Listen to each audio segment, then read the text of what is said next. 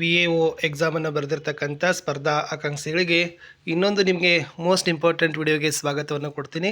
Already ನಾನು ಕಳೆದ ವಿಡಿಯೋಗಳಲ್ಲಿ ನಿಮ್ಮ ಕಟಪ್ಗಳನ್ನು ಹಾಕಿದ್ದೀವಿ. ಆಮೇಲೆ ತುಂಬ VAO ಎಕ್ಸಾಮ್ಗೆ ಬೇಕಾಗ್ತಕ್ಕಂಥ ಎಲಿಜಿಬಿಲಿಟಿ ಆಗಿರ್ಬೋದು, ಮಿನಿಮಮ್ ಮಾರ್ಕ್ಸ್ಗಳನ್ನು ಎಲ್ಲವನ್ನು ಕೂಡ ಹಾಕಿದ್ದೀವಿ.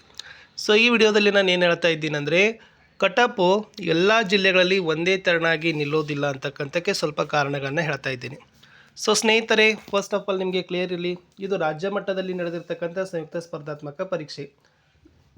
ಏನು ಮಾಡಿದರು KE ಅವರು ಅಂದರೆ, ರಾಜ್ಯ ಮಟ್ಟದಲ್ಲಿ ಒಂದೇ ಒಂದು ಸರಿ ಏನು ಮಾಡಿದರು, ಒಂದು ಬಾರಿ ಅಪ್ಲಿಕೇಶನನ್ನು ಒಂದು ಜಿಲ್ಲೆಗೆ ಮಾತ್ರವನ್ನು ಹಾಕಬೇಕು, ಜೊತೆಗೆ ಒಂದೇ ಪರೀಕ್ಷೆಯನ್ನು ಕಂಡಕ್ಟ್ ಮಾಡಿದರು. ಕೆಲವು ಜನರು ಏನು ಮಾಡಿದ್ರು ಅಂದರೆ, ಸುಮಾರು 4-5 ಜಿಲ್ಲೆಗಳಿಗೆ ಅಪ್ಲಿಕೇಶನ್ ಹಾಕಿ ಒಂದು ಜಿಲ್ಲೆಯಲ್ಲಿ ಬರೆದ್ರು. It's okay. ಅಂದರೆ ನೀವು ಯಾವ ಜಿಲ್ಲೆಯ ಪರೀಕ್ಷೆಯನ್ನು ಬರೆದಿದ್ದೀರಿ ಆ ಜಿಲ್ಲೆಯಲ್ಲಿರ್ತಕ್ಕಂಥ ಉಳಿಕೆ ಮೂಲ ವೃಂದದ ಹುದ್ದೆಗಳಿಗೆ ಮಾತ್ರ ನೀವು ನೇಮಕಾತಿಗೆ ಅರ್ಹರು ಅಂತಕ್ಕಂಥದ್ದು ಒಂದು ಕ್ಲಿಯರ್ ಇರಲಿ. ಸೆಕೆಂಡ್ ಏನಂದರೆ, ನಿಮ್ಮ ಕಟಪ್ ಏನದಲ್ಲ ಪ್ರತಿ ಜಿಲ್ಲಾವಾರು ನಿಮ್ಮ ಒಂದು ಪ್ರವರ್ಗಗಳಲ್ಲಿರ್ತಕ್ಕಂಥ ಹುದ್ದೆಗಳ ಸಂಖ್ಯೆಗೆ ಅನುಗುಣವಾಗಿ ಇರ್ತದೆ.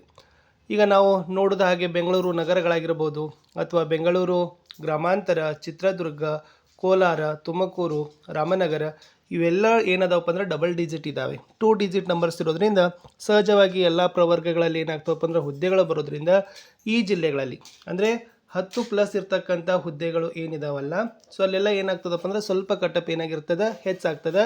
ಬಟ್ ಕಡಿಮೆ ಇದ್ದಿರ್ತಕ್ಕಂಥ ಪೋಸ್ಟ್ಗಳಲ್ಲಿ ಅಷ್ಟು ಕಡಿಮೆ ಅಂತ ಅನ್ನೋದಿಲ್ಲ. ಯಾಕಂದ್ರೆ ನಿಮಗೆಲ್ಲ ಗೊತ್ತಿದೆ, ನಾವು ಆಲ್ರೆಡಿ ಪರೀಕ್ಷೆ ಬಗ್ಗೆ ನಾವು ಪ್ರಶ್ನೆ ಪತ್ರಿಕೆಗಳ ವಿಶ್ಲೇಷಣೆಯನ್ನು ಮಾಡಿದ್ದೀವಿ. ನಿಮ್ಮ ಪರೀಕ್ಷೆ ತುಂಬಾ ಹಾರ್ಡ್ ಇತ್ತು. ಪೇಪರ್ 1 ಮತ್ತು ಪೇಪರ್ 2 ನೋಡೋದಾದರೆ ತುಂಬ ಕಠಿಣವಾಗಿರ್ತಕ್ಕಂಥ ಪ್ರಶ್ನೆ ಪತ್ರಿಕೆಗಳನ್ನು KE ಅವ್ರು ಮಾಡಿದರು. ಕೇವಲ 2 ಗಂಟೆಗಳ ಪತ್ರಿಕೆಗಳಿತ್ತು. ಜೊತೆಗೆ ಮೇನ್ ಏನಪ್ಪ ಅಂದ್ರೆ ನೆಗೆಟಿವ್ ಮಾರ್ಕಿಂಗ್ಗಳನ್ನು ಅವ್ರು ಏನು ಮಾಡಿದರು, ಕೊಟ್ಟಿದ್ದರು. ಇಲ್ಲಿ ಈ ನೆಗೆಟಿವ್ ಮಾರ್ಕಿಂಗ್ಗಳನ್ನು ಋಣಾತ್ಮಕ ಮೌಲ್ಯಮಾಪನ ಇರೋದ್ರಿಂದ ಅಷ್ಟು ರಿಸಲ್ಟ್ ಬರೋದಿಲ್ಲ. ಇನ್ನೊಂದು ದೊಡ್ಡ ಸಮಸ್ಯೆ ಏನಪ್ಪ ಅಂದ್ರೆ, ಮಿನಿಮಮ್ 35% ಮಾರ್ಕ್ಸನ್ನು ತೊಗೋಬೇಕು. ಅಂದರೆ 2 ಪೇಪರಲ್ಲಿ ನೀವು ಏನಾಗಬೇಕು, 70 ಮಾರ್ಕ್ಸ್ ತೊಗೋಬೇಕು. ಮೈನಸ್ ಆದಮೇಲೆ, ಓಕೆ, ಮೈನಸ್ ಆಗೋಕ್ಕಿಂತ ಮುಂಚೆ ಅಲ್ಲ. ಮೈನಸ್ ಆದಮೇಲೆ ಟೋಟಲ್ ನಿಮ್ಮ ರಿಸಲ್ಟ್ ಎಷ್ಟು ಬರಬೇಕಪ್ಪ ಅಂದರೆ 70 ಅಂಕಗಳು ಬರಬೇಕು ಅಂತಕ್ಕಂಥದ್ದು ಇತ್ತು.